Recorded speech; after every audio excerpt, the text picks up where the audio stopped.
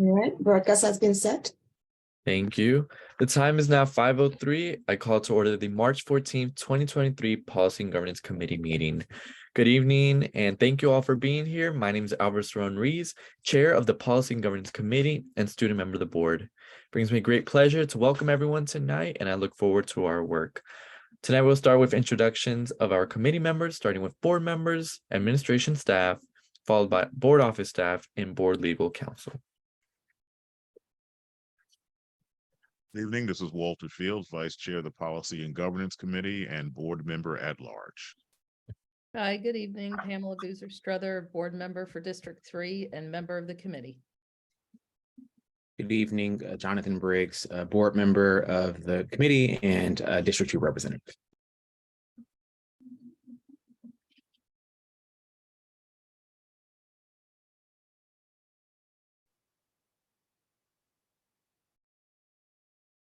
Ms. Welsh.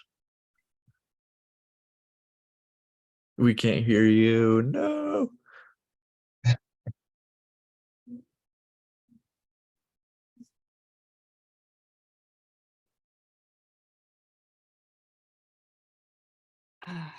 There we go.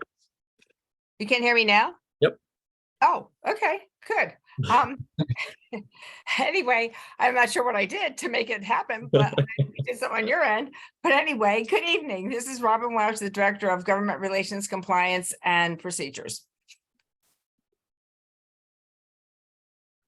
Hi, everyone. Cindy Adlin, Policy and Governance Support Staff and Board Administrative Staff.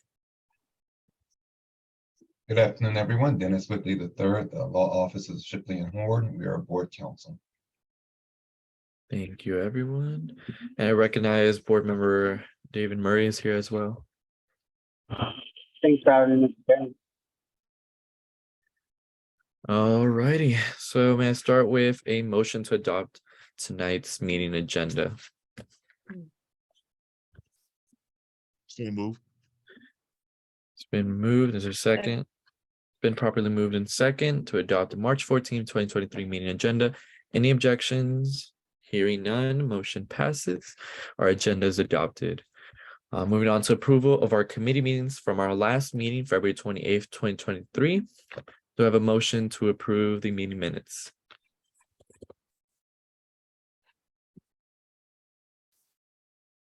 So move. Second, It's been properly moved in second. Any objections? Hearing none, motion passes. Minutes are approved.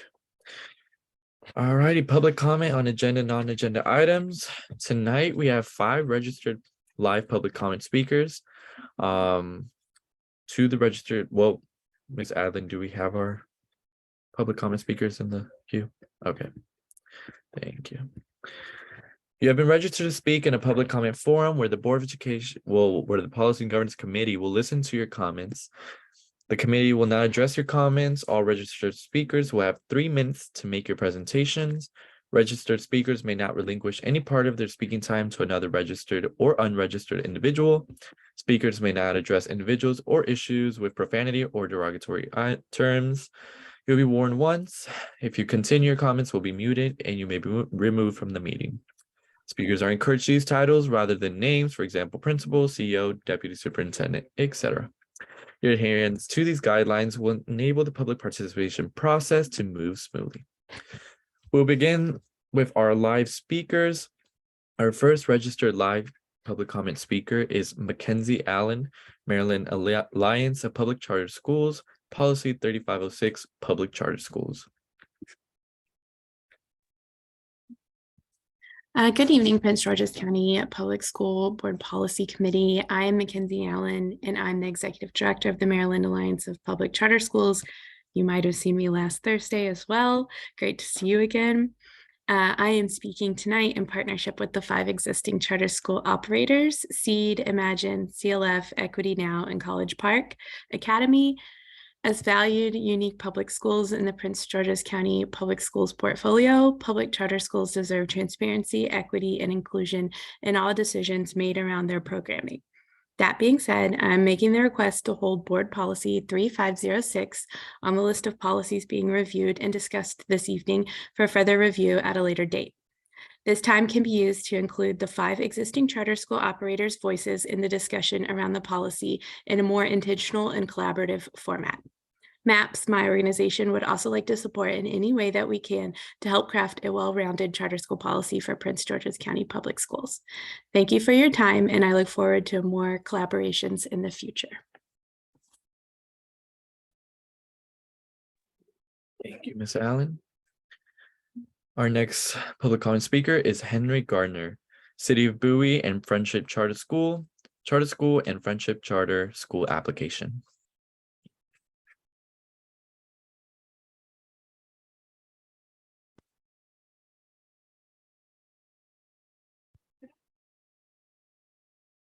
Is Mr. Gardner and our attendee? Yeah, Mr. Gardner is not in as yet.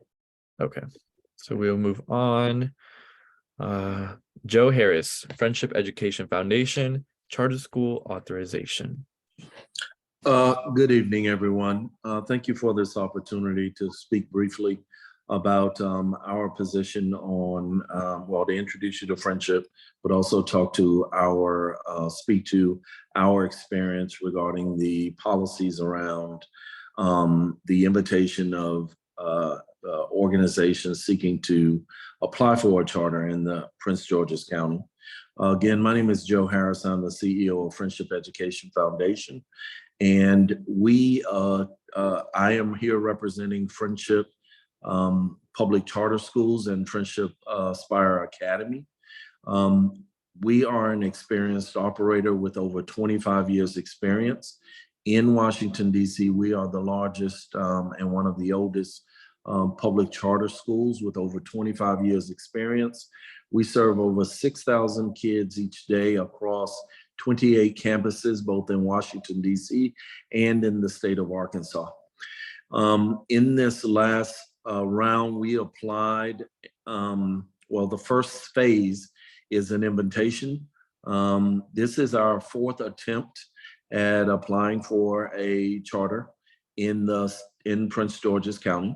This last attempt has really shined the light on the fact that what we believe is that this process and the policies are not aligned with the educational goals of both families and students, in particular for the city of Bowie, where we intend to open a open enrollment public charters, where we would like to open up a open enrollment public charter school to serve kids K through 5 that is STEM focused in a project-based environment. We arrived at that school design based on our conversations or meetings with the community and community stakeholders. And we had a great deal, what I think is a significant amount of support from elected officials, of which you will hear from tonight, but also parents, students, as well as the support of the city council, the mayor of the city of Bowie, as well as the University of Bowie. We have given great thought to this process. We are prepared to open a school, but we were really cut off at the knees and have not been allowed to go past the initial process. It is our belief that this body should consider the policy that it has in place around inviting charter applicants to apply, as well as the entire evaluation and selection process. We found it to be both unfair, as well as really not responsive to the educational needs of the voice. It does not consider the voices of the community and parents when it comes to education. Thank you, Mr. Harris. Moving on. Next, we have Councilwoman Roxy and Ndebumaru from Bowie City Council Association for the Friendship Charter School on topic of Friendship Charter School application. Hi, good evening. Just a quick question. Do you need me on camera? If you can, that's fine. If not, it's perfectly okay. Okay, I'm so sorry. I'm trying to get back to DCA and all flights have No been worries. canceled. However, I just want to say good evening. Thank you so much for allowing us the opportunity to address this body, and I want to thank you for your service. What I'm really going to speak on today is just really in support of Friendship Charter Aspire Academy. As an elected official in Bowie, I have the opportunity of serving as Mayor Pro Tem and representing our wonderful constituency of amazing families, parents, and wonderful people that live within the city of Bowie. Over the last few months, we've had the opportunity to engage with Friendship Aspire Academy and learn about their operational model and their desire to come into the community. And when they did come before the Bowie City Council, they received overwhelming support unanimously, where we granted them a letter of support supporting their application to the Prince George's County Public School System. And then also, in addition, they were able to receive support from our county elected officials.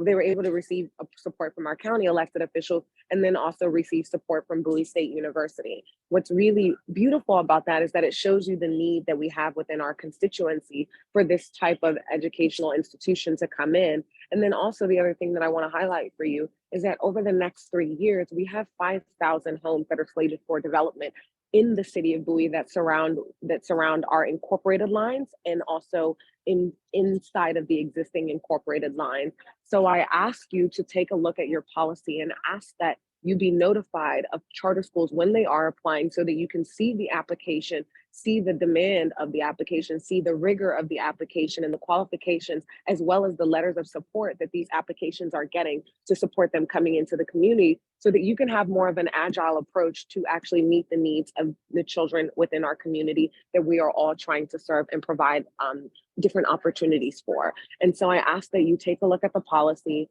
possibly look at a rolling application, and also I empower the board to be able to look at these applications and have greater visibility into these applications, so that you too can make considerations as more and new information is being presented to you. That's all. Thank you so much.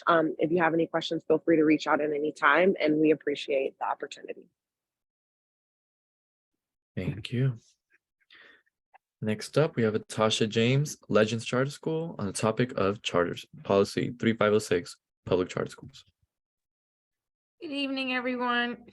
My name is Tasha James. I'm the co-founder and CEO of Legends Charter School, located in Lanham, Maryland.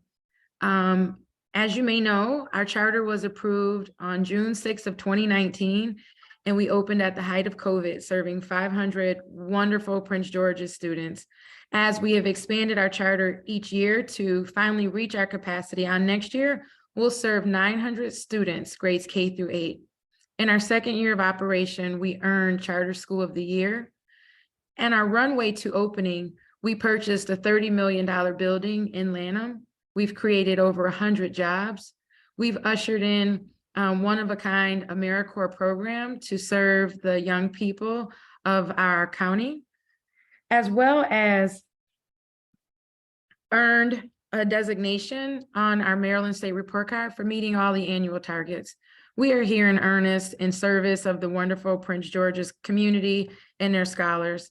As a charter school operator, knowing the context and how the law is situated and how that layers over our work, my appeal is to look to see how, if at all, we can work together in community and in service of our scholars and family, to look to see what the law offers us as in terms of a partnership that would allow for the charters to operate with more autonomy in exchange for the high accountability that we're faced with in our charter agreements.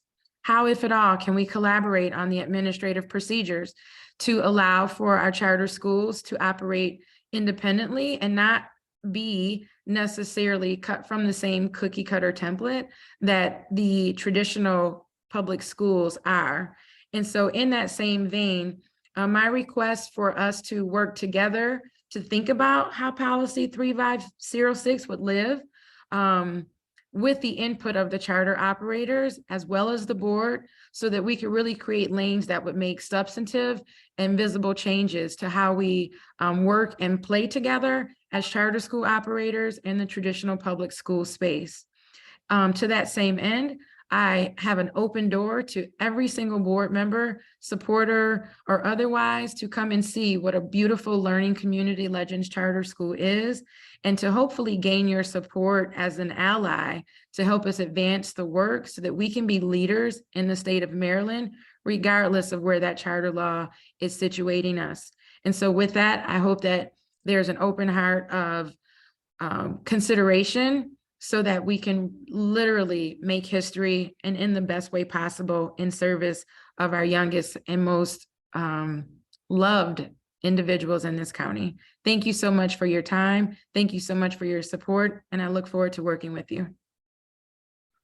Thank you. Thank you to everyone who came to give testimony tonight. And so for Henry, let's see. Henry Gardner, I don't know if you are here on a separate name. So we could pop you in. If you could, I think there's like a raise hand button, Cindy, right? I'm not sure. But I'm not sure if it works for the attendees. Well, we can move along. I appreciate everyone who came to speak, and I definitely have taken down all the comments that were given today. So moving on, we have 2.0, that's not 2.0. We have 3.0 legislative update. So we'll start with our update on the MABE Legislative Committee with Ms. Welsh. So the MABE Legislative Committee met yesterday. And they went through a lot of different highlights for different bills. But they did discuss for priority bills. I think the ones that were most important that they wanted to talk about had to do with, and I'll just go over them very briefly, is the Time to Care Act revisions bill, which is Senate Bill 828, House Bill 988.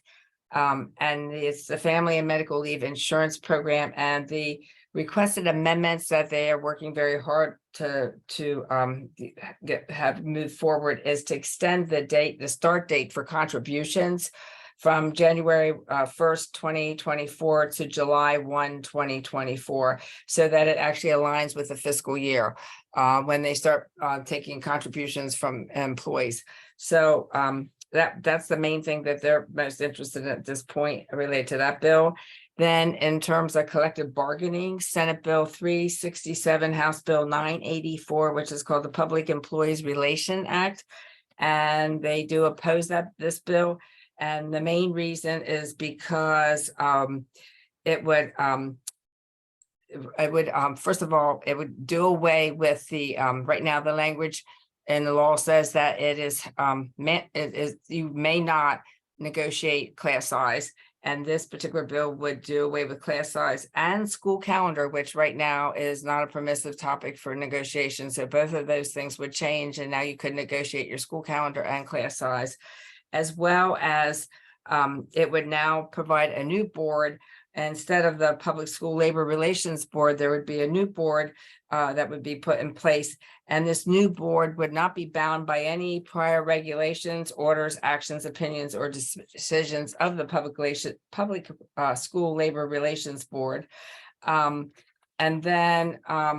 it would also require binding arbitration in the event of impasse between employees and exclusive representatives for public schools or any party that was in the dispute under collective bargaining agreements. So they are definitely working to oppose that, as well as House Bill 85, Senate Bill 206, which is another collective bargaining bill for certificated employees, and it's class size.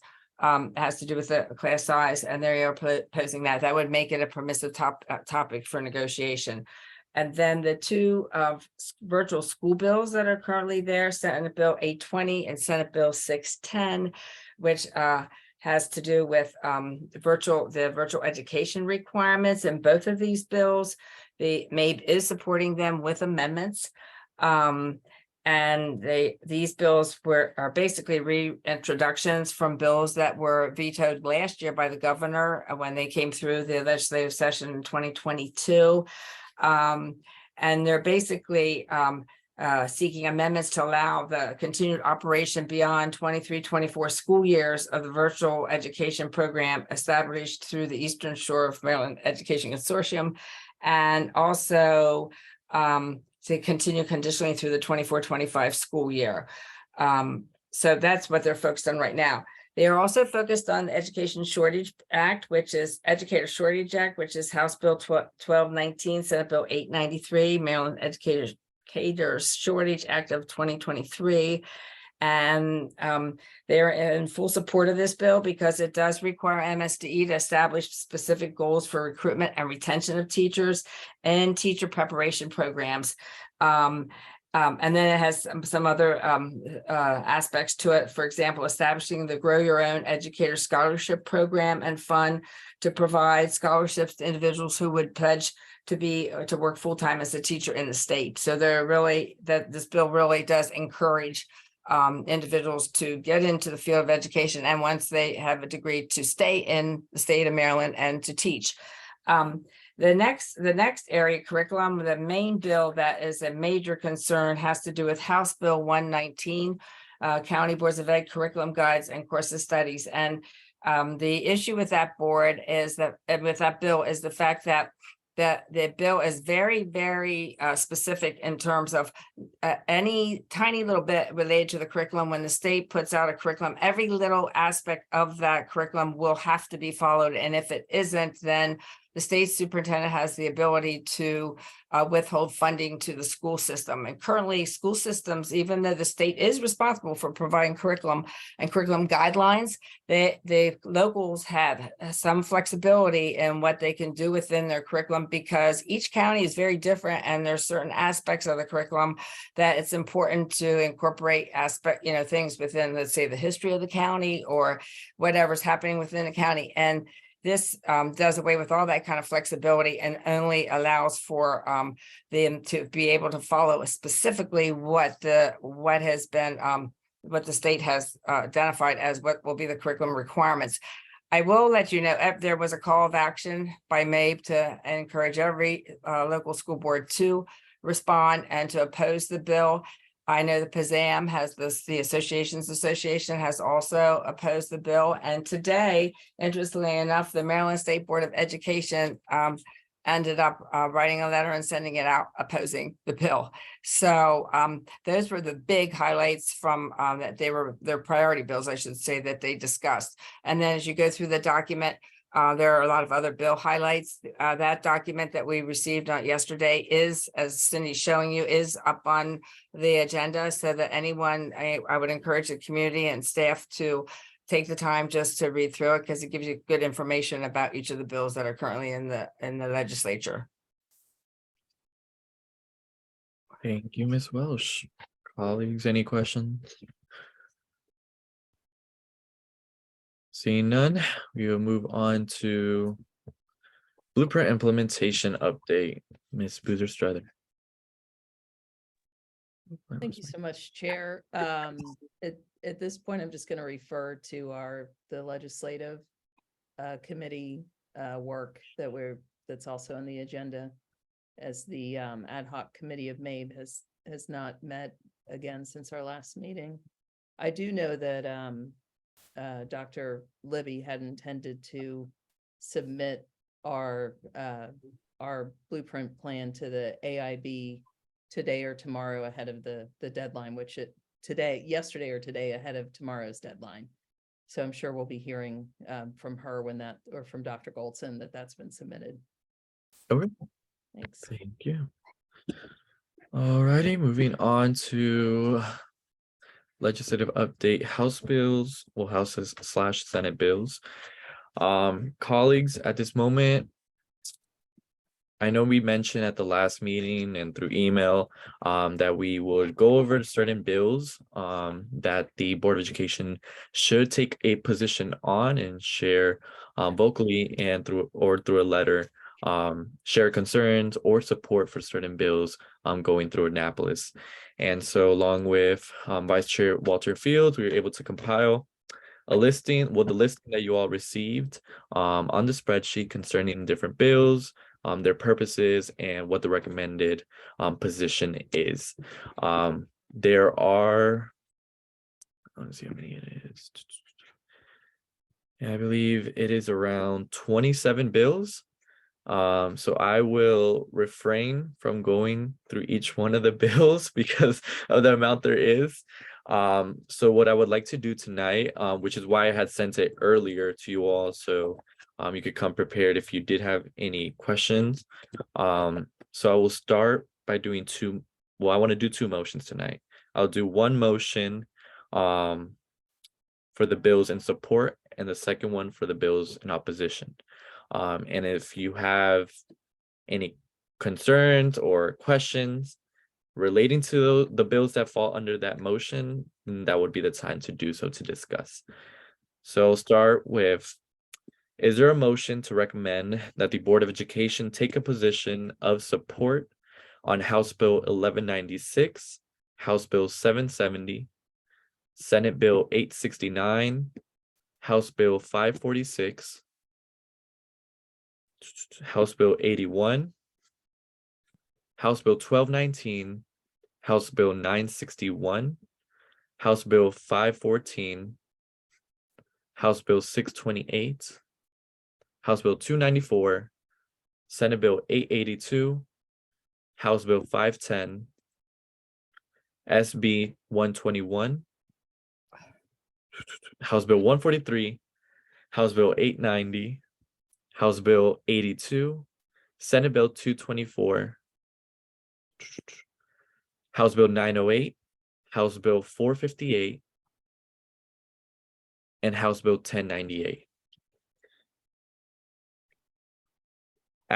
To take a position of support at their March 23rd board meeting. Whew, it's a lengthy motion, guys. But essentially, I just went through the spreadsheet down those bills. So do I have a motion? So moved, Mr. Chairman. Is there a second?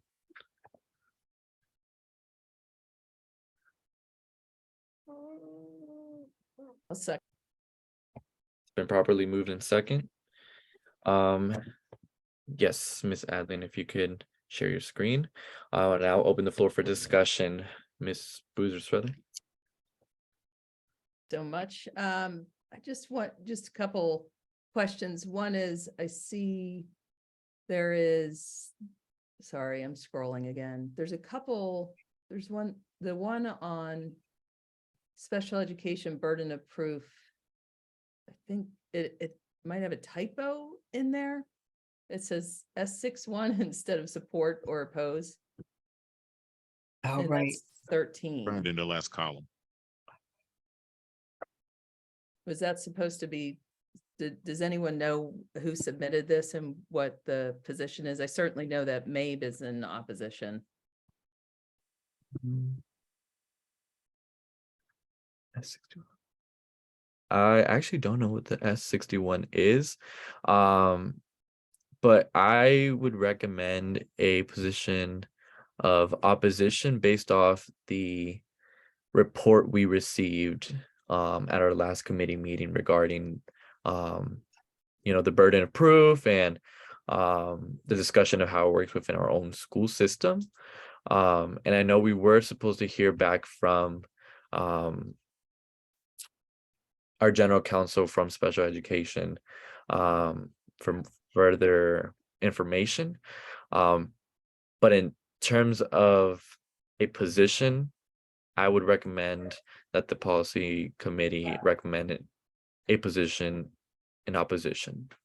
Okay, so basically move it to our next motion. Yes. Okay, then I'll speak to it on the next motion since it sounds like it will be added there. I guess my other question is to Ms. Welsh. Are any standing out to you that we should be aware that the position we have is in opposition to MABE so that we could talk through that? So, unless you've added some ones recently, this weekend, I did review it and it was,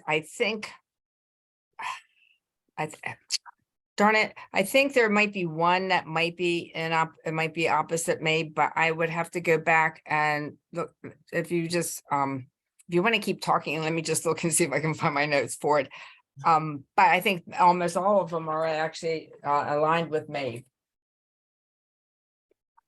Okay, great, thank you. Yeah, and then I'll just quickly note some of the supports that I've requested. Mhm.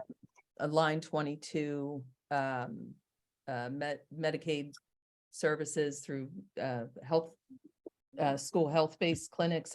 I've heard about this barrier for some years, and I'm glad to see that there's a legislation this year, and I think will give us more options as we move forward in growing our school-based health clinics through our 6 new middle schools and otherwise. And then the other group that you'll see my name on in a row here are come from our team from the Climate Change Action Plan. And some of these bills, they relate to a lot of the bills of support last year in terms of, the conversion to electric buses and solar on school buildings and, the grants and opportunities and, in that regard. So those are in school construction. So I just want to note that this is in alignment with the Climate Change Action Plan, as well as with our community stakeholders who were with us last year and into this session. So thank you all so much. Thank you for providing these bills toward discussion. Any further discussion, comments, concerns, colleagues? Vice Chair Fields? Yeah, I just want to note that the first 3 bills on this list are related to the implementation of the Blueprint for Maryland's Future. And one in particular, which would provide a grant to each county board of education for the salary of a blueprint coordinator in each district, is really important.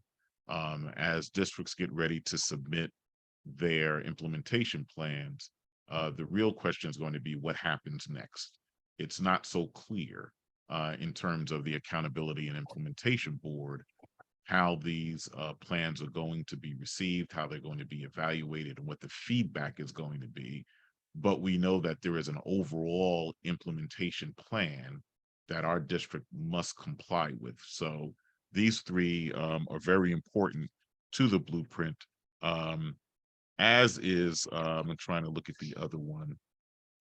There's one more that is related to it. Well, it's a career and technical education bill, SB 121, which really lines up with the CTE mandate in the Blueprint for Maryland's Future. So I just want to call those out because those are items that will help us as we move forward with really trying to make sure we meet the goals of this education reform program. Thank you. Any further comments? Hearing none. I guess all those in favor, state by saying aye. Hi. Those Aye. opposed? Hearing none, motion passes, and these bills will be forwarded to the Board of Education for their March 23rd board meeting. Next would be, is there a motion to recommend that the Board of Education take a position of opposition to Senate Bill 879, House Bill 294, Senate Bill 367, House Bill 85, Senate Bill 11, and House Bill 119 at their March 23rd board meeting? Is there a motion? Just point, did you note SB 11, line 24? Yes, SB 11. Okay, thank you. Is there a motion? It's been moved. Any second? Second. It's been properly moved in second. Any discussion? Seeing none, all those in favor, state by saying aye. Mr. Chair, Sorry, I was about to raise my hand. My apologies. Board Member Boozer. Thank you. I just wanted to note, I did want to go back to burden of proof. Mhm. Colleagues, I do hope that we can continue to track this legislation and headed into next session, I presume, this question of burden of proof, will not be going away. And it's my understanding, that the, our Attorney General has weighed in support. And I do think that this will be gaining some momentum in terms of a change. And I think we should be looking at that as possibly happening and start planning for that, in terms of, PGCPS special education, as well as, our view on the policy. So while it does end up in the opposed column this year, I don't think this is going to be the last, we hear of this. And one request that I had made that we do hear from our advocates, unfortunately did not come to this committee from the Special Education Advocates organization. So I hope headed into next year that we can do that. And then the other opposed that I submitted is an unfortunate bill to SB 11 to reduce school walk zone safety opportunities, traffic laws within 0.5 mile. And as you all know, we are well beyond 0.5 miles in our walk zones from elementary through high school. And this is getting a lot of attention right now about, as we are working so hard to bring walker safety back to our community neighborhood schools, that this is definitely headed in the wrong direction. All right, thank you. Thank you. I saw your hand, Ms. Welsh.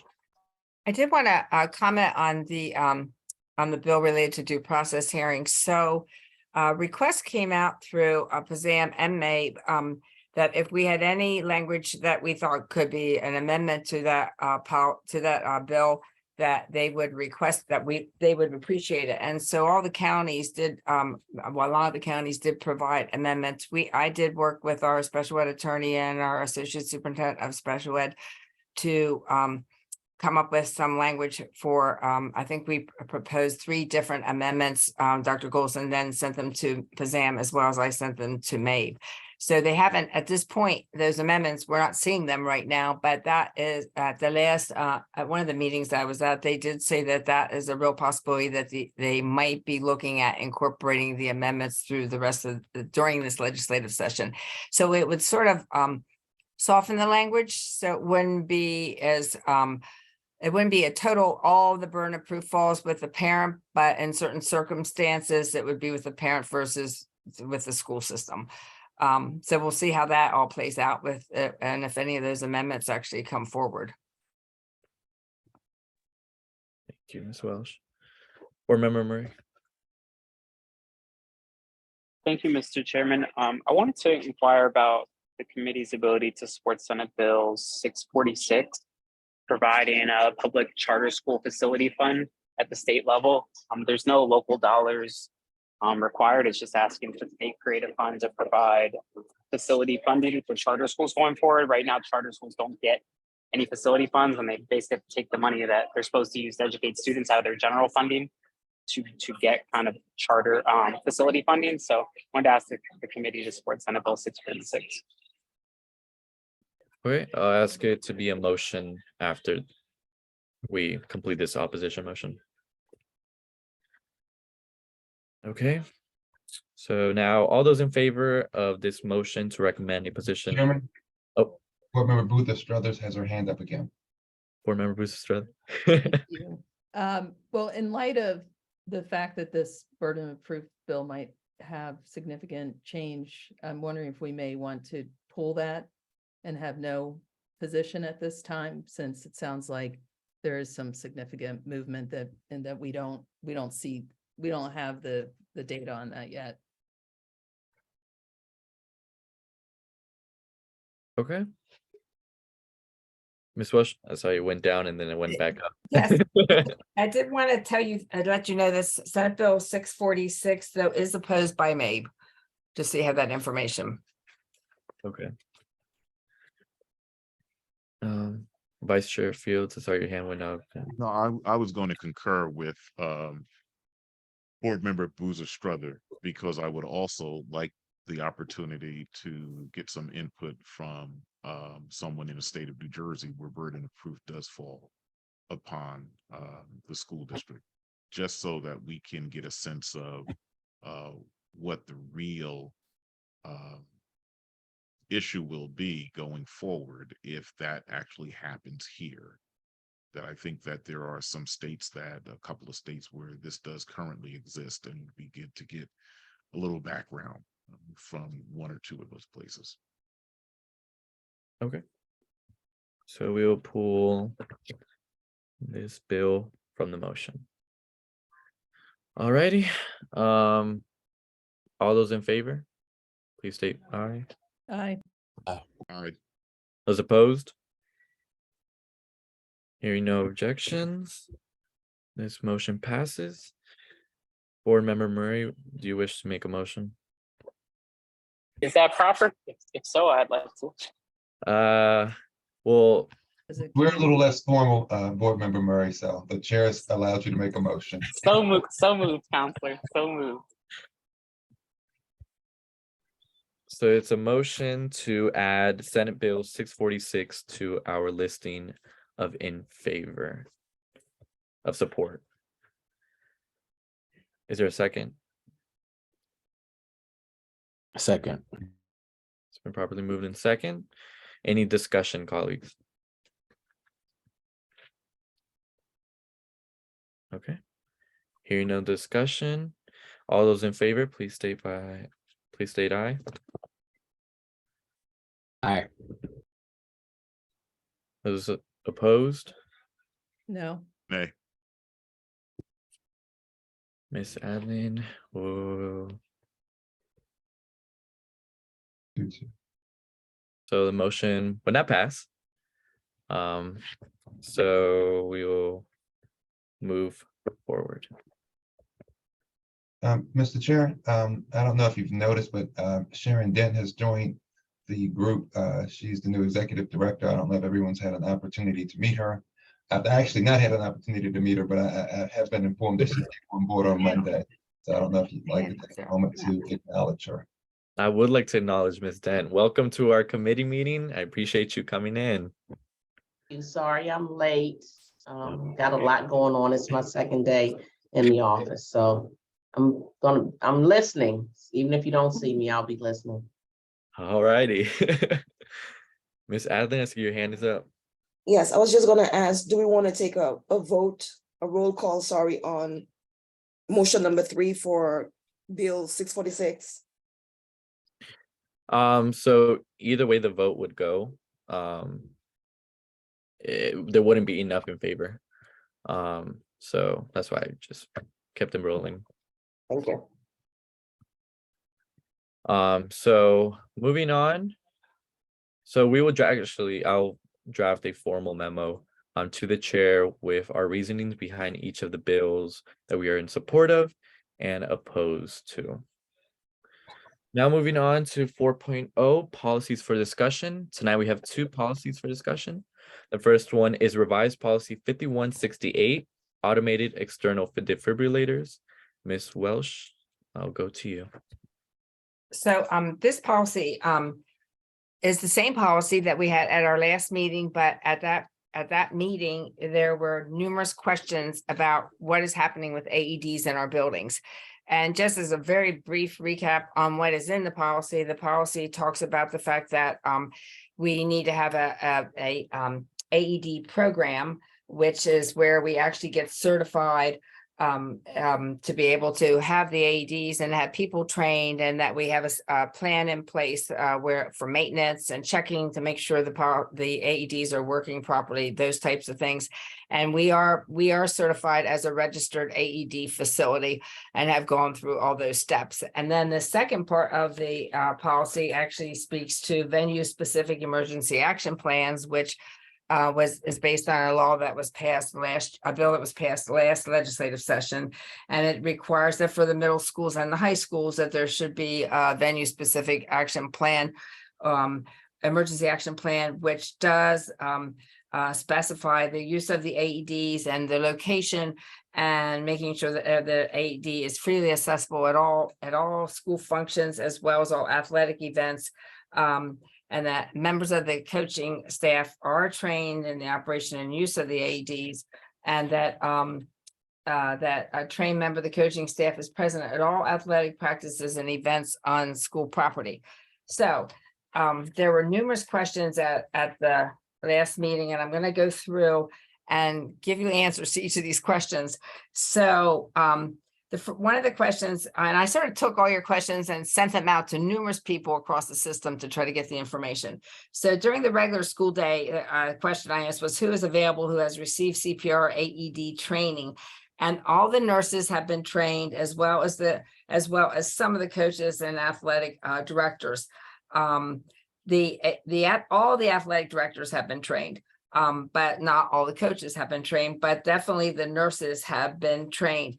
But the one question was about how can you be sure there's always someone in the building? There absolutely is no guarantee that there's going to be someone in the building trained in the use of AEDs all the time, only because people do call in sick and there might not be someone there to replace them. So the practice, what they've been instructed to, is that if a cardiac event occurs with an individual, then the staff are instructed to immediately call 911 and have emergency services come and take care of the person. So that's sort of the fallback position at this point. The other thing is, one question I asked was, are there any practice drills for the school system, for the schools in terms of using AEDs, or I think someone asked the question the last time. I want to say it was Board Member Briggs, or maybe it was Board Member Fields, but one of you asked the question, what about if you're in the middle of the day and someone all at once falls over with a cardiac arrest event? And do people know, like other staff that are around, where the AEDs are, who's been trained with the AEDs, and they make sure they get someone there immediately to take care of the person? So all in the emergency plans that all schools are required to provide, which the principals work with the Safety and Security Services Office, in their emergency plan, they have to have a floor plan, and it specifically lists out where each of the AEDs are located. Most of the AEDs are located, and all the schools, there's an AED by the office, and then there's these are permanent AEDs. Then there's a permanent AED by the, a permanent AED by athletics in the high school. Now, not all schools have 3 AED, and then there's the portable AED. The elementary schools only have 1 AED, which is by the office. There's 2 in the middle school, 1 by the gym and 1 by the office. And then there's 3 in the high schools because they have the portable AEDs, the one portable AED. I'm taking that back. One of the ones in the middle school is also portable. In the emergency plan, they have to lay out specifically who has been trained to do CPR and AED. And that training, I think that was another question, do they go together, CPR and AED training? And they do. And so there has to be someone within in the emergency plan, it lays out specifically who has that training. And we have another administrative procedure that says the nurse, as well as 1 other person in the building, must be trained to do CPR and AEDs. So in the emergency plan, the principal is required to put that information into the plan, and the principal is also required to provide training to all staff about what is in the emergency plan. So that is their process for making sure people know where the AEDs are, and then who has the training that could use the AED. As far as the athletic teams, the question came up about so what happens? So we know all coaches have not been trained. So the question is, how do you know, like, let's say it's like a nice spring day and you have several different events going on, athletic events going on outside. You have your portable AED available. But how can you be assured that there's a person there that, if we don't know all the coaches have been trained, all of them been which ones have, can we be sure? Every head coach of every team has been trained, as well as every athletic director. So at any point in time, and this is according to athletics, there should not be a situation where there isn't at least one person who has been trained in AED, in the use of AEDs, and could assist if there was someone who did have an event during an athletic event.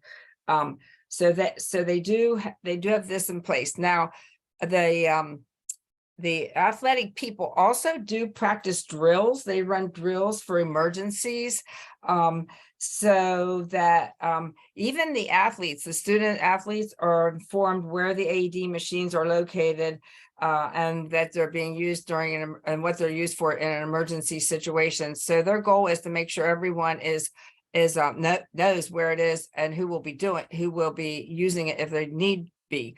Now, I asked the question, well, what about the rest of those coaches? Because by law, they are required. So evidently during COVID, what happened was most of the people lost their certification. At that time, if you're certified in CPR, you're also certified in the use of AEDs. So they are now in the process of getting everyone's certification reinstated. They have another, I think they have 3 evening sessions scheduled right now to do more coaches. And then they do have a plan to do additional training over the summer to get the remaining coaches up and ready to go for doing the training to be able to do AEDs. They have a lot of coaches that, even though they didn't go through us to get their training, they just went out on their own and got the CPR AED training. So they do have a plan in place to get all the coaches, hopefully within the year, trained in the use of AEDs. I think that was most of the questions. And the plan is to wrap up all the training either by the end of the summer or by somewhere in the beginning of the fall season to get the rest of the coaches trained. Are there any other questions related to these AEDs?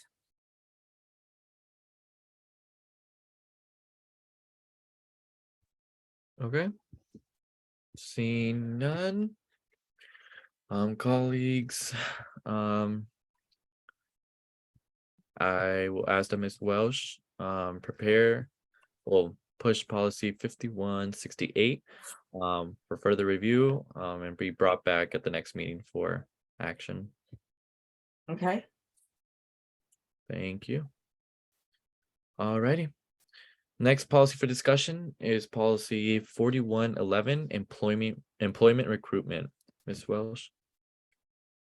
So right now, what's posted on the agenda for today is the current policy, employment recruitment, and it's a very short policy, but I have not done anything with it because before we go anywhere, I wanted to talk a little bit about what you had talked about in your training when you had Ms. Jacobs from NSBA come and talk to all the board members. And one of the things I remember her saying is that the Board of Education does the song, makes the song, develops the song or whatever, and then the administration actually does the dance.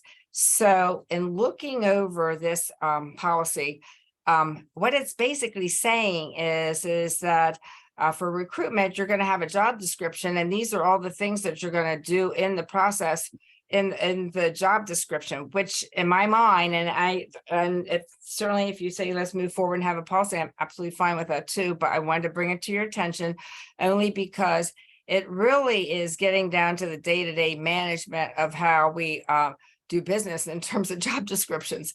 And I don't know that you want your policies to be that specific and that prescriptive, because it's not necessarily, and does have one statement, anti-discrimination statement, but other than that, it's really about, it's really just about what do you want in a job description when you're recruiting someone. So I wanted to get your thoughts on this before we move forward with that. I will tell you that I did talk to HR, because we don't have an administrative procedure that talks specifically about recruitment. We do have one that addresses the process of when we're doing changes in positions and everything, and all the things that need to be in a job description the position description. But internally, the Office of HR actually has a standard operation procedure, which goes in great detail describing specifically what must be in a job description. And that's how they operate. So I really put it in your hands to get your thoughts on this before moving forward. I'll open the floor. Board Member Bruce Strother. Thank you.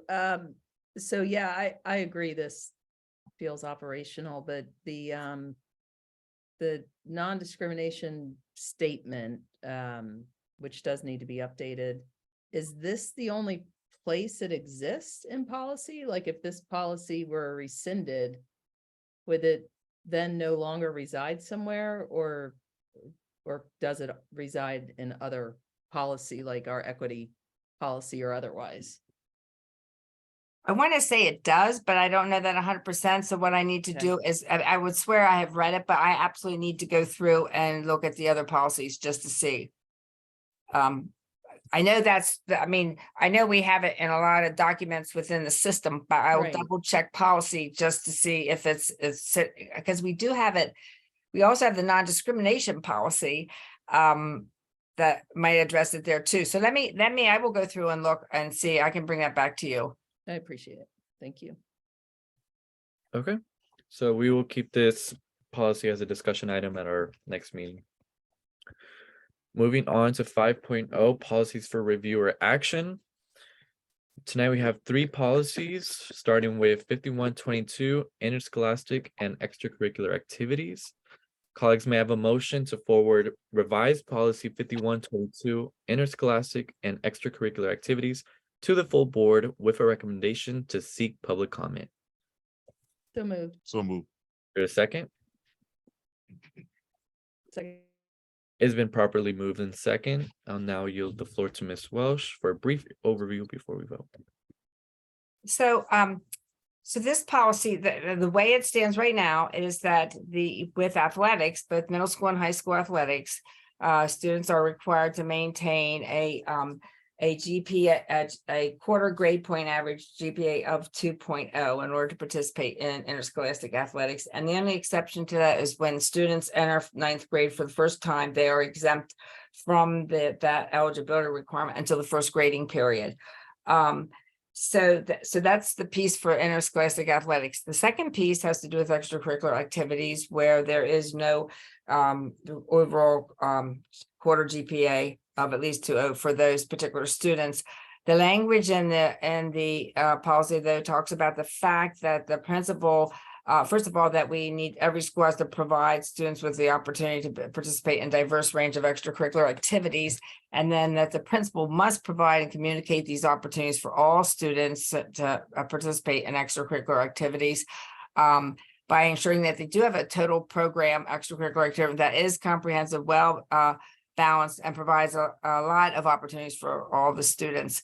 And then the last piece has to do with the fact that, of course, anyone, regardless of what your race, color, national origin, citizenship status, religion, marital status, sex, sexual orientation, gender identity, disability, or age, regardless of that, anyone can participate in extracurricular activities.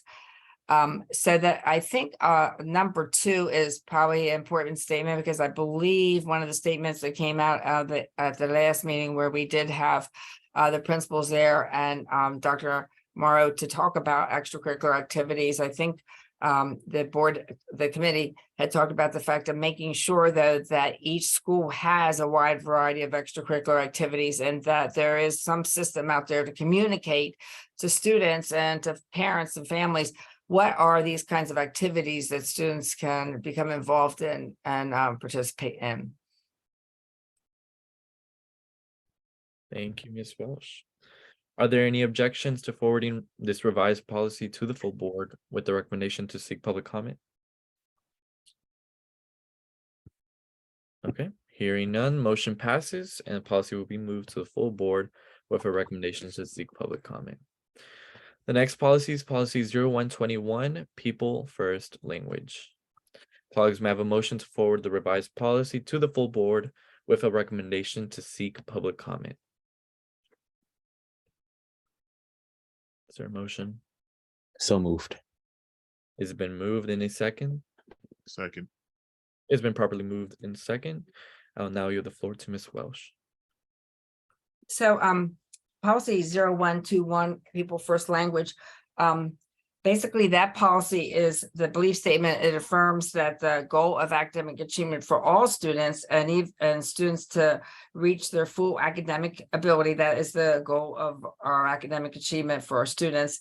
And then again, a standard developing and promoting high expectations for all students, maintaining an environment which provides equitable, fair, and diverse and inclusive school work environments, regardless of whether you have a disability or not. And then finally, a prohibition of language or displays or images, symbols that promotes disrespect for students and adults with disabilities. So it's fairly short, but the main change in this policy is the fact that I have incorporated some academic language in there from our strategic plan.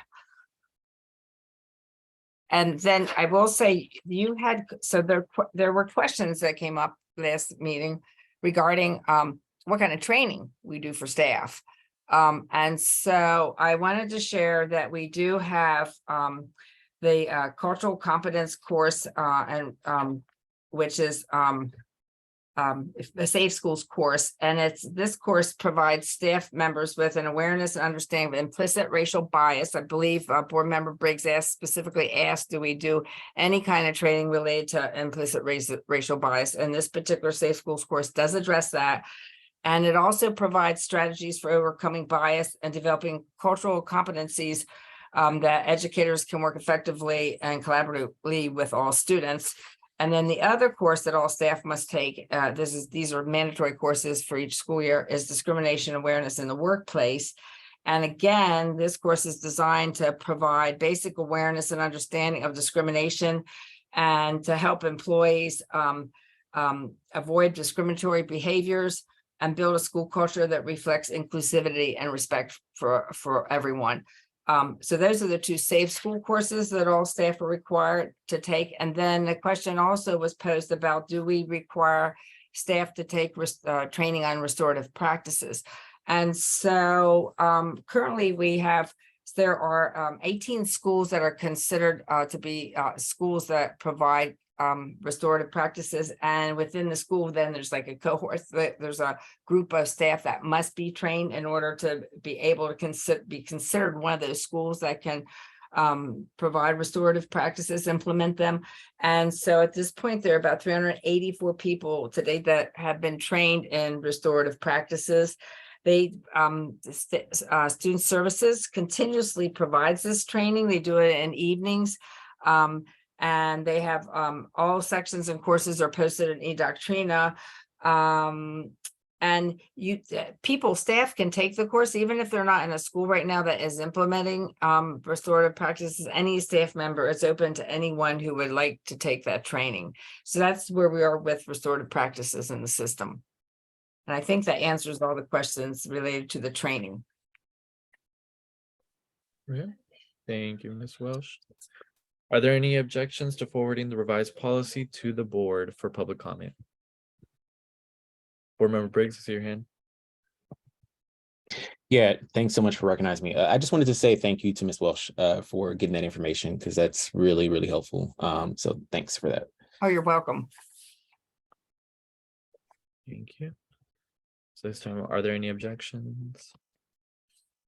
Seeing none, motion passes. And the revised policy 0121 people first language will be forwarded to the full board for public comment. Final policy for action is policy 5118.4, tuition waivers for summer school. This policy is recommended by the CEO for rescission. So colleagues may have a motion to forward the rescinded policy 5118.4, tuition waivers for summer school, to the full board with a recommendation to seek public comment. So moved. Is there a second? Second. Been properly moved in second. Ms. Welsh. So the reason that the recommendation came from the CEO administration related to rescinding this policy is because Last year, we didn't charge any tuition, and this year we aren't charging any tuition. At this point in time, there is no plan to charge summer school tuition in the future. And mainly because if our students really need the ability to have credit recovery and take advantage of additional learning experiences over the summer to help them make it through the school year, then we really do encourage students to take advantage of it. And we don't want tuition to get in the way for any students. So at this point, no tuition is being charged to students. Okay. I open the floor. Any comments or questions? Seeing none. Colleagues, are there any objections to forwarding the rescinded policy for public comment? Seeing no objections, the motion passes and will be brought to the full board for public comment. Committee recommendation 6.0, we have 5 policies that were sent out for public comment. 6.1, draft policy for heroin and opioid education and use of naloxone or other overdose reversing medication. It was voted by the full board to seek public comment, and 1 public comment was received. So colleagues, may I have a motion to forward to the full board the new draft policy on heroin with the recommendation to advance consideration as first reader at the March 23rd, 2023 Board of Education meeting. And may I just mention one thing, Chairperson? The comment did ask the question about, first of all, they asked about the fact that they think anyone who's supposed to be able to give this kind of medication should be certified. And if you look in the policy, the state only authorizes certain people to be able to do this at this point. And so it's not necessarily a certification issue as much as it is just meeting the state requirement. They also, what did I see? They wanted to know about the education and the training and some of the specifics that they're requesting in terms of how we go about we do address the training because we get assistance from the county health department in the training. At this point, it has been virtual. But as far as the actual definite specifics about this would end up being in an administrative procedure. Okay. Thank you. Board Member Boozer-Strother, I see your hand. Yeah, mine was just point of order. I am not seeing a document with public comment for all of these bills. I know that it just closed yesterday. Is there a document for us? It should have been an email, correct, Ms. Adlin? Yes, there is, but I could share it to them right now. Okay. Thank you. Yeah, my apologies. I'll search for that email. Was that sent yesterday or today? I believe it was sent on Friday evening. Oh, okay. All right. Thank you. Okay. So moving forward, was there a motion to push this policy for first reader?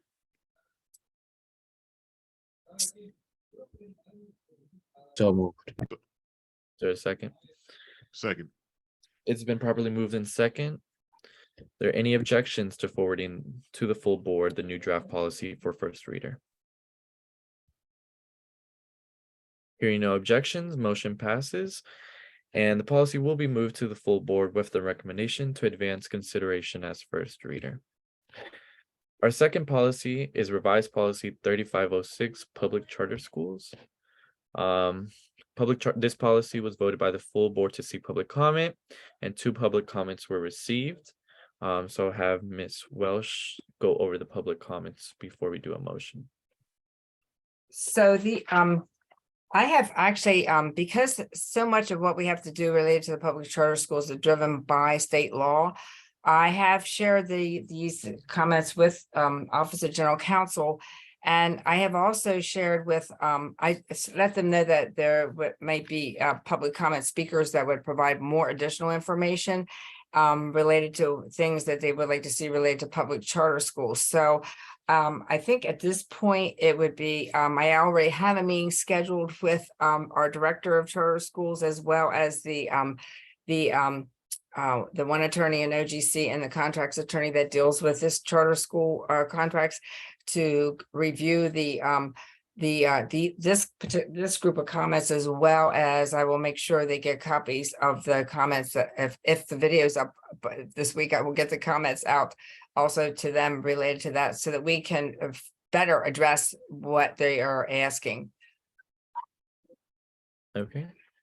And so colleagues, I ask for a motion to table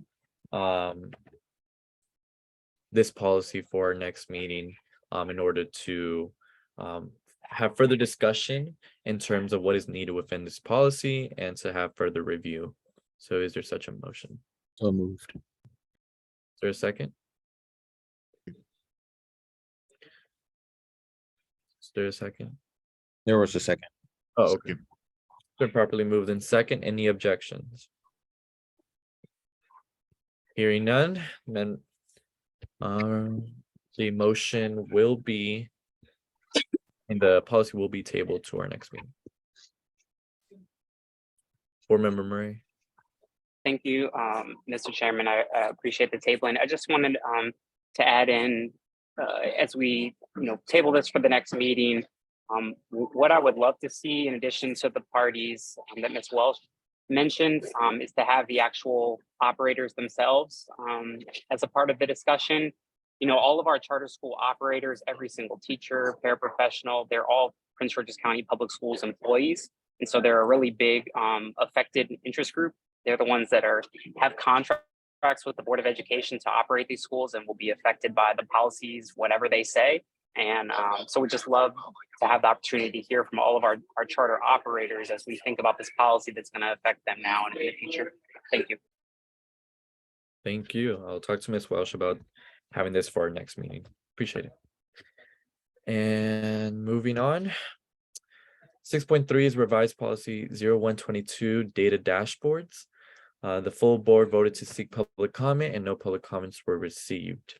So may I have a motion to forward to the full board revised policy 0122 with the recommendation to advance consideration as first reader at the March 23, 2023 Board of Education meeting.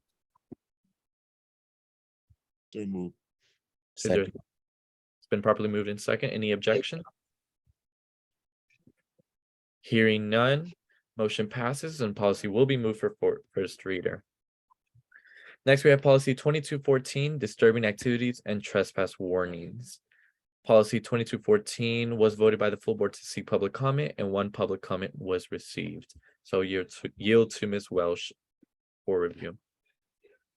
So this comment is from a staff member, and the concern she has is the fact that being in a building when the principal isn't there, and let's say a staff person comes in to the building and the teacher encounters the person, but the policy doesn't give any authority to the teacher to request identification, and then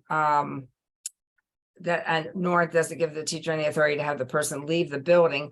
And it says the CEO will request the person that the CEO's rights, that whoever the CEO identifies as requesting and also doing the letter for them to leave. It's the CEO versus giving authority to staff members. So first, I'd like to point out that we do have a school visitors administrative procedure, and it is very clear, number one, that all doors should be locked at all time. All external doors are locked at all times. And that the only way someone could get into a building would be if they went through our airphone system, where they actually have to buzz in and they are supposed to announce who they are and why they are here to meet. And then they're supposed to go to the office and they're supposed to sign into Raptor before they go anywhere. And they are supposed to be escorted through the building by someone to wherever it is that they're supposed to be going to. And this sits in the administrative procedure, and there has been training on this procedure.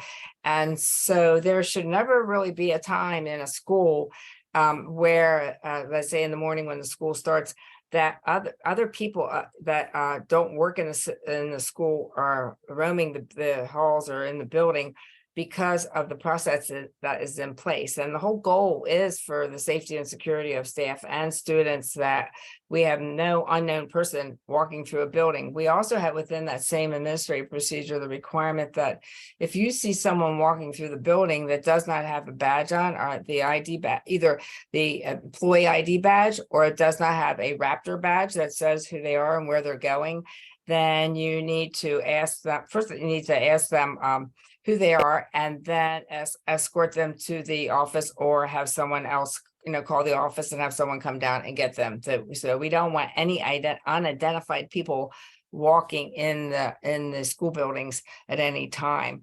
So I'm not sure what situation this particular employee has dealt with, but we do have administrative procedure that does address all the things that she was concerned about. Thank you, Ms. Welsh. Board Member Briggs, I see your hand.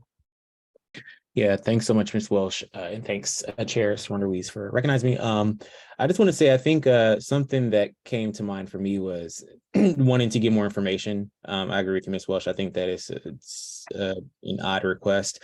Also, as a former teacher, though, I know there have been times where I've been in the building until late into the night, and people have come in because there was an event or something like that. And so I would want to know more from the staff member, because there might just be a gap here that we're missing because it, doesn't translate. And so I would want to just take into account if there is something that, could be a safety issue, just to make sure that we're considering it.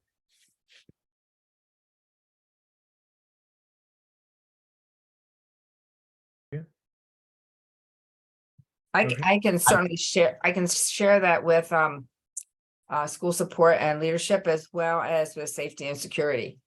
You're concerned. Board Yeah. Member And Briggs. another thing, Ms. Welsh, that might be helpful is I would love to either it could be like inviting that person to another meeting just to kind of get more details, or that may be less helpful, and it could just be sharing the information. I just would want to talk more to understand what the actual issue was, because it wasn't super clear through what they wrote. Well, So I maybe can even contact the person for that matter. that'd be great. Yeah. Okay.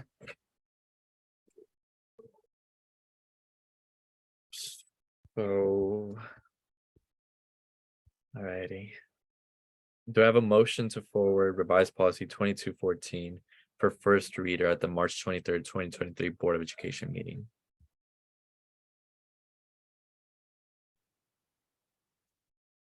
So moved. Any second? Is there a second? Second. It's been properly moved in second. Any objections? Hearing none, policy will be brought for first read at the Board of Education's March 23rd meeting. Next policy is revised policy 8100, Board of Education standing committees and focused work groups. The board voted to seek public comment, and no public comments were received. So colleagues may have a motion to forward to the full board revised policy 8100 with the recommendation to advance as first reader at the March 23rd meeting. So moved. Is there a second? Second. It's been properly moved in second. Any objections? Hearing none, this motion passes and the policy will be moved to the full board with the recommendation to consider first reader. Moving on to 7.1, follow-ups from previous meetings will be posted on board docs. And next steps, our next policy and governance committee meeting is on Tuesday, March 28th at 5 p.m. The meeting is virtual, so please make sure you check the board page for the link to watch. Thank you everyone for a great meeting tonight. I think we did a lot of good work. So with that, is there any additional comments before I ask to adjourn?